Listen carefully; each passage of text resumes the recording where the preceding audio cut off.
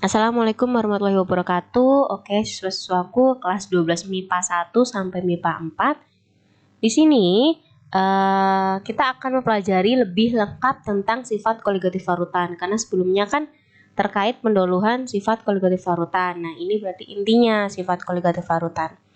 Lalu apa sih itu sifat koligatif larutan? Ya, sifat yang hanya bergantung pada jumlah zat larut atau konsentrasi zat larut, bukan tergantung dari jenis zat larutnya. Jadi, sifat yang cuma tergantung dari jumlah zat larutnya.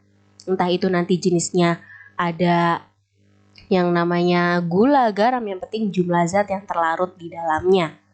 Ada 4 sifat koligatif larutan ya. Yang pertama adalah penurunan tekanan uap, kenaikan titik didih, penurunan titik beku, dan yang terakhir adalah tekanan osmotik. Di pertemuan ini kita akan belajar tentang penurunan tekanan uap. Selebihnya di pertemuan berikutnya. Begitu ya siswa-siswaku, silakan dipahami video ini, dipelajari, dimengerti. Kalau tidak tahu bisa langsung tanyakan ke ibu di WA group. Seperti itu. Oke, contoh dari penerapan penurunan tekanan uap di kehidupan sehari-hari biar kalian paham ya, yaitu memasak air, merebus air. Pasti kalau sudah mendidih itu ada tekanan di dalamnya. Airnya jadi blubuk-blubuk gitu kan. Terus pancinya jadi bergetar. Berarti si pelarutnya, si air itu punya tekanan yang dinamakan tekanan zat pelarut atau simbolnya P0 ya. Karena pelarut P0. Terus kalau kalian ingin memasak mie misalnya atau memasak sayur sop, wortelnya dimasukin. Lalu gula dimasukin, misalnya gula. Nah, jadinya gimana kalau misalnya zat-zat larut itu dimasukkan ke dalam air yang mendidih tadi? Tekanannya jadi semakin tinggi atau semakin kecil? Coba misalnya kalian mau masak mie, airnya sudah mendidih, terus mie-nya dimasukin, otomatis tekanannya itu akan berkurang, akan turun, iya kan? Makanya tekanan larutannya itu akan berkurang atau berkurang. Makanya dapat disimpulkan bahwa P0 itu lebih besar daripada P karena terjadi penurunan tekanan uap. Awalnya blubuk-blubuknya besar, tapi setelah dimasukkan zat larut, tekanannya jadi lebih rendah, ya. Maka itu kenapa dinamakan penurunan tekanan uap. Oke, untuk rumus penurunan tekanan uap atau delta P, rumusnya adalah P0 dikurangi P. Jadi P0 kan tadi lebih besar daripada P, maka P0 dikurangi P. Lalu, jika kalian ingin menentukan tekanan uap jenuh larutan, tapi yang diketahui fraksi uap larut, kalian bisa menggunakan rumus yang kedua. Gitu ya. Jadi, rumus-rumus ini itu didasarkan pada kebutuhan saja apa yang diminta dari soal. Contohnya lagi delta P, tapi yang diketahui adalah fraksi mol terlarut, XT. Berarti kita menggunakan rumus yang ketiga. Ini untuk keterangannya, delta P, diingat-ingat ya, simbolnya itu apa sih namanya? P0 tekanan uap jenuh pelarut, P tekanan uap jenuh larutan, XP fraksi mol pelarut, ya.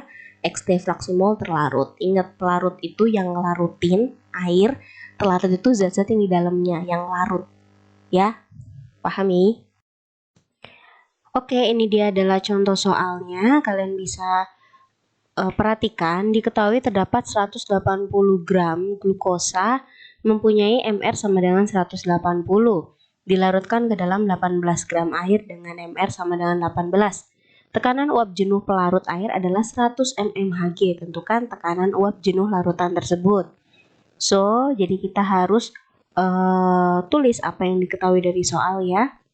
Diketahui terdapat 180 gram, berarti massa glukosa sama dengan 180 gram, lalu MR-nya glukosa 180, terus dilarutkan ke dalam air, airnya massanya 18 gram, MR air sudah diketahui juga ya, 18, tekanan uap jenuh pelarut, nah apa itu simbolnya?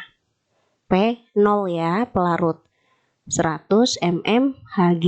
Yang ditanyakan adalah tentukan tekanan uap jenuh larutan. Berarti yang ditanya adalah simbolnya P karena tekanan uap jenuh larutan. Jadi kita memakai rumus yang mana? Kita memakai rumus P sama dengan P0 dikali XP ya. Karena di sini langsung untuk menentukan tekanan uap jenuh larutannya. Jadi kita harus mencari nih XP-nya, fraksi mol pelarutnya. Masih ingat nggak untuk cari XP, fraksi mol pelarut? Kita cari dulu. XP sama dengan mol pelarut dibagi mol pelarut ditambah mol zat terlarut ya. Masih ingat ya, pelarut itu berarti airnya ya. Sedangkan terlarutnya itu gulanya, glukosanya. Maka mol si airnya dulu nih. Mol itu massa per mr. Ingat-ingat di sini ya, selalu ingat massa per mr.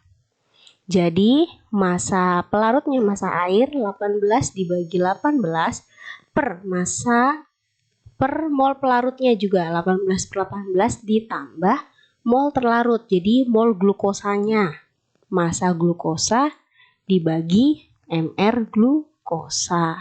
Sehingga didapatkan setengah. Maka kita tinggal masukkan nih. P sama dengan P0 kali XP. P sama dengan P0 kali XP. P0-nya 100 dikali XP-nya setengah. Dihasilkan 50 mmHg. Begitu ya. Paham ya untuk anak-anakku semuanya ya. Itu merupakan contoh soal dari penurunan tekanan uap. Semoga bisa dipahami lebih baik. Terima kasih atas perhatiannya. Wassalamualaikum warahmatullahi wabarakatuh.